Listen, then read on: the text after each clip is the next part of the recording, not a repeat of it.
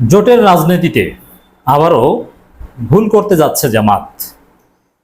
At least ভুল করার চেষ্টা চলছে, আমরা ফেরানোর চেষ্টা করছি এবং জামাতের মধ্যে যারা রাজনীতি বুঝে তারাও জামাতকে নিবৃত্ত করার চেষ্টা করছে। চরমোনাই জামাত জোট কিছুতেই উচিত হবে না, এটা আমাদের আলোচনার একটা বিষয়। শুধু চরমোনাই জামাত জোট নয় দর্শক, এই আলোচনাটা আমরা কেন করছি? আমির জামাত ইন্ডিপেন্ডেন্ট টিভির সাথে একটা সাক্ষাৎকার দিয়েছেন, সেখানে ইন্ডিপেন্ডেন্ট টিভি শিরোনাম করেছে যে দেশের প্রয়োজনে জাতির বৃহত্তর স্বার্থে যে কারোর সাথে জোট হতে পারে। কথাটা তাত্ত্বিকভাবে ঠিক, কিন্তু না, যে কারোর সাথে জোট হতে পারে না, যে কারোর সাথে জোট করা জামাতের উচিত হবে না। জামাত অনেকটা রাজনৈতিক আত্মহত্যার দিকে যাচ্ছে, রাজনৈতিকভাবে ভুল সিদ্ধান্ত, বিশেষ করে জোটের রাজনীতিতে আমরা লক্ষ্য করছি। এই জন্য আমরা সেটা ফেরানোর চেষ্টা করছি, জনমত গঠনের চেষ্টা করছি, আর ভিতরে ভিতরে বুদ্ধি দেওয়া সেটা তো করছি। যদিও জামাতের রাজনীতিতে সিদ্ধান্ত আসলে মজলিস শুরা বা এগুলো তো আর তেমন কিছু না, এমনকি নির্বাহী পরিষদও না, এটা কয়েকজন লোক সিদ্ধান্ত নেয় এবং জামাতের জনমত তৈরিতে জামাতের নেতাদের ভূমিকা নেই। তারা সাংগঠনিক কাজকর্ম করে, রুটিন ওয়ার্ক, কিন্তু জনমত তৈরি, রাজনৈতিক বয়ান, জামাতের ন্যারেটিভ, এগুলো হচ্ছে আমরা করি। জামাতপন্থী অ্যাক্টিভিস্ট, সাবেক শিবির, নন জামাত এরা করে, এদের প্রভাব মারাত্মক। এগুলো অনেকে বুঝতে পারছেন না, জামাতের হাইকমান্ড এগুলো জানে। যাই হোক দর্শক, এখানে আমির জামাত যেটা বলার চেষ্টা করছেন যে আমির জামাতের একটা বিষয় দেখলাম যে অনেকটা বিএনপি শুরু কথা বলছেন, এই সরকারকে আমরা সময় দিব, কিন্তু বেশি সময় নয়, তারা যেন স্বৈরাচারী হয়ে উঠতে না পারে। এবং বিএনপি যেরকম বলছে সব সংস্কারের কাজ এই সরকার কেন করবে, পার্লামেন্ট, নির্বাচন এগুলো দরকার। এবং স্পষ্টভাবে আমির জামাত মির্জা ফখরুল সুরেই বলেছেন যে নির্বাচন করার জন্য ন্যূনতম যতটুকু সংস্কার করা দরকার ততটুকু করুন, এই কথাটা কিন্তু বলছে। এবং নতুন রাজনৈতিক দল বিষয়েও অনেকটা বিএনপি সুরেই বলেছেন আমির জামাত, যে বলছেন সরকারের দায়িত্ব থেকে তো আর নতুন রাজনৈতিক দল গঠন করলে তাহলে তারা নিরপেক্ষ থাকেন কিভাবে, তাহলে তো পক্ষপাত হয়ে যায়, এটা কিছুতেই উচিত হবে না। হ্যাঁ, রাজনৈতিক দল গঠন করতে পারে, রাজনৈতিক দল আসতে পারে, রাজনৈতিক দল না আসুক, এটা ফেসিবাদী মানসিকতা, কিন্তু দায়িত্ব থেকে কেন? দায়িত্ব ছেড়ে দিয়ে রাজনৈতিক দল করুক। আমির জামাতের কথা শতভাগ সঠিক, দায়িত্বে আর আসলে এটা অনেকটা গুজবও। দায়িত্বে যারা আছে তারা কোনো রাজনৈতিক দল গঠন করতে যাচ্ছে না বা পরিকল্পনা নেই, এটা আসিফ মাহমুদ সাহেব জানিয়ে দিয়েছেন, অথবা এটা নিয়ে চিন্তার কিছু নেই। দর্শক, এখন আসি জোটের কথা। আমির জামাত যেটা বলছেন যে দেশের প্রয়োজনে যে কারোর সাথে জোট হতে পারে, আর এটা নিশ্চিত যে জামাত ইসলামী জোটের রাজনীতি করতে যাচ্ছে। আগামী দিনে জোটের রাজনীতি হবে, জামাতের সামনে এখন জোটের রাজনীতি খুবই প্রয়োজন, এটা রাইট। কিন্তু আমরা বলবো, দেখেন একটা ষড়যন্ত্র চলছে, এটা জামাতের অনেকে বুঝতে পারছে না, হাইকমান্ডের অনেকে বুঝতে পারছে না। এটা জামাতের জন্য একটা ফাঁদ, জামাতকে ফাঁদে ফেলে আত্মহত্যা করার একটা ব্যবস্থা করছে। ডিজিএফআই নেপথ্যে ভূমিকা পালন করছে, এমনকি ভারত এখানে সক্রিয় হচ্ছে। কিন্তু দাখিলবাস মৌলবীরা মনে করবে যে এটা ইসলামের স্বার্থে কাজ করছে। কি সেটা? বৃহত্তর ইসলামী জোট, ইসলামপন্থীদের বৃহত্তর জোট। এটা সেনাবাহিনী এবং ডিজিএফআই এবং ষড়যন্ত্রকারীদের ভারতের একটা চাল। জামাতকে রাজনীতিতে কিছুতেই মেইন স্ট্রিম হতে দিবে না, জামাতকে কোণঠাসা করে রাখবে, এটাই আন্তর্জাতিক ষড়যন্ত্রকারীদের চাল। এখন জামাত ভালো কাজ করছে, আমির জামাত অনেকটা ক্যারিজমেটিক লিডার, জনকল্যাণমূলক কাজ করছে, জামাত জনগণের কাছে ব্যাপক সিম্পিতি পাচ্ছে, সমর্থন পাচ্ছে। তো এই সমর্থন, এই ক্রমবর্ধমান সমর্থন নিয়ে জামাত রাজনীতিতে যাতে মেইন স্ট্রিম ভূমিকা পালন করতে না পারে, এই জন্য নানা ষড়যন্ত্র চলছে। সেই ষড়যন্ত্রের অংশ হিসেবেই হুজুরদের নিয়ে, ইসলামপন্থীদের নিয়ে বৃহত্তর জোট গঠন করার প্রক্রিয়া চলছে। দেখেন, জামাত যদি হুজুরদের নিয়ে, ইসলামপন্থীদের নিয়ে কোনো বৃহত্তর জোট গঠন করে, এটাকে আমরা জামাতের রাজনীতির আত্মহত্যা হিসেবে ধরে নিব। এটা হবে জামাতের রাজনীতির বড় ভুল। হুজুরদের, ইসলামপন্থীদের নিয়ে দল গঠন করা মানে জামাত ক্ষমতায় আসার সম্ভাবনা একেবারে ফেলে দিল। আর হুজুরদের নিয়ে, ইসলামপন্থীদের নিয়ে, ইসলামী দলগুলো নিয়ে আলাদা জোট গঠন করা মানে জামাত রাজনীতি কোণঠাসা হয়ে গেল। সব ইসলামী দলগুলোকে নিয়ে যদি জামাত জোট করে, জামাত বাংলাদেশের রাজনীতি কোনোদিন ক্ষমতা আসতে পারবে না, কথা ক্লিয়ার, কেউ আসতে দিবে না।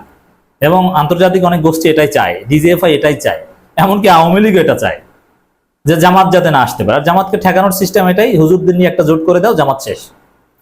এর কারণটা কি? এখন অনেকে বলবেন যে ইসলামপন্থীদের জোট, আপনি ধর্মবিরোধী কথা বলছেন। দেখেন, আপনি প্রথমে আমাকে বুঝান, এটা একেবারে আবেগ। এই যে বললাম না যে হুজুরদের নিয়ে জোট, ইসলামপন্থীদের নিয়ে জোট, জামাত চরমনের জোট, এগুলো নিয়ে বেশি কথা বলে কারা? দাখিলবাস মৌলবী, যারা রাজনীতিও বোঝে না, ধর্মও বোঝে না, এরা কথা বলে।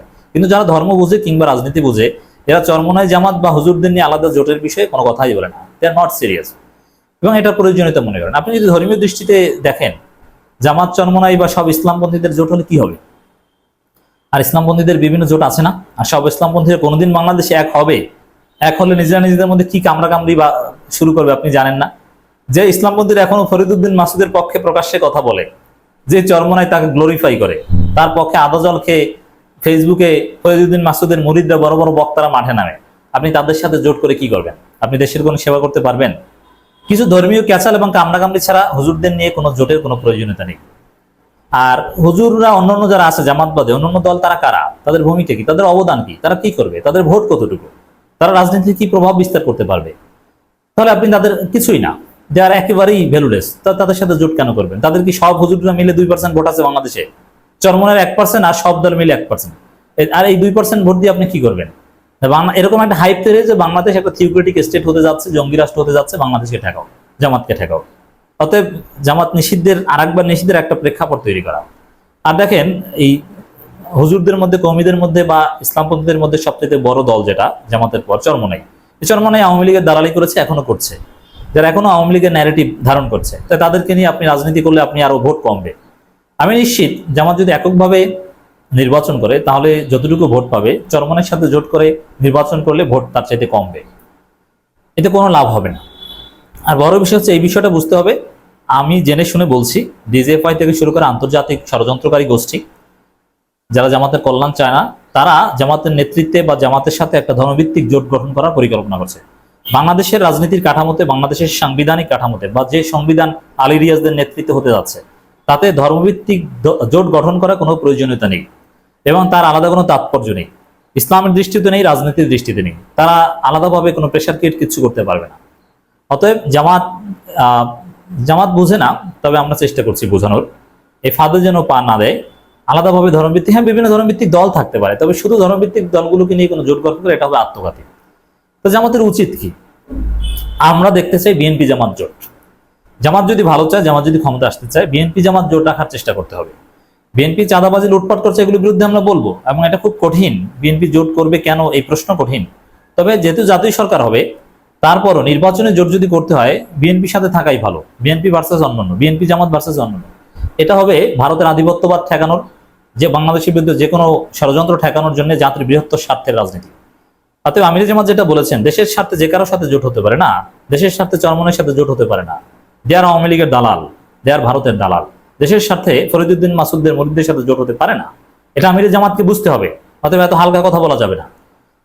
বিএনপি জামাত জোট যদি করতে হয়, বিএনপি জামাত জোট করতে হবে, দেশের স্বার্থ সমুন্নত হবে। আর যদি জোট না করে, তাহলে জামাত এককভাবে চলবে, that would be better for Jamaat Islami. আর জামাত যদি ধর্মভিত্তিক জোটের ফাঁদে পা দেয়, জামাত ইসলামী আত্মহত্যা করবে। আর আমি স্পষ্টভাবে বলছি, যদি কোনোদিন দেখি জামাত ইসলামী ধর্মভিত্তিক দলগুলোকে নিয়ে জোট করছে, সেদিন থেকে আমরা জামাতের পক্ষে কোনো কথা বলবো না। এই কথা শুধু আমার নয়, ইউরোপ আমেরিকায় থাকা জামাতের শত শত বুদ্ধিজীবীর এই কথা, ঢাকা বিশ্ববিদ্যালয়ের সাবেক প্রায় সব শিবির সভাপতির, ঢাকা বিশ্ববিদ্যালয় শিবিরের শত শত সদস্যের, বিভিন্ন বিশ্ববিদ্যালয়ের শিক্ষকদের, তাদের সাথে আলাপ আলোচনা করে আমরা এই কথা বলছি। আমাদের সিদ্ধান্ত এটাই, জামাত ধর্মভিত্তিক জোটের ফাঁদে পা দিলে জামাত আত্মহত্যা করবে।